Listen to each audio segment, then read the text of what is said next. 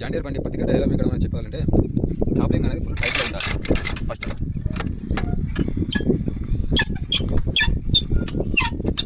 అంటే full tight full tight చేయాలి. Full tight అయితే ఏమవుతుంది? ఇప్పుడు ఇది మీది కదా, ఇది కదడం అనేది ఇట్లా అంగి ఉంటుంది. అన్నప్పుడు కత్తి బరాబర్ పత్తి మొత్తం వస్తుంది అన్నట్టు.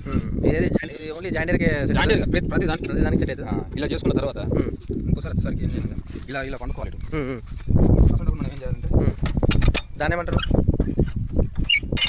సైడ్దా అది ఇది లూజ్ చేసుకోవాలన్నమాట. లూజ్ చేసుకుంటే ఏమవుతుందంటే ఇటు వంగుతుంది. అప్పుడు ఇది కరెక్ట్ పట్టుకుని అలా వెళ్ళిపోతుంది. ఇప్పుడు ఇది అవసరం లేదు, దాంతో ఒకటేసారి సెట్టింగ్ ఉంటుంది, దాంతో అవసరం లేదు. ఇది అడ్జస్ట్మెంట్ అనేది ఇది ప్లస్ మళ్ళీ ఇది ఈ టాప్లింగ్ అనేది ఫుల్ టైట్లో ఉన్నప్పుడు మాత్రమే వస్తుంది.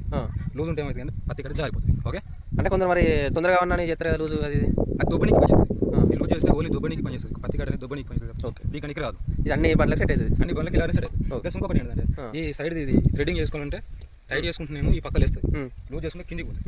అసలు పత్తి కట్ట చాలా బాగా వస్తుంది. ఓకే.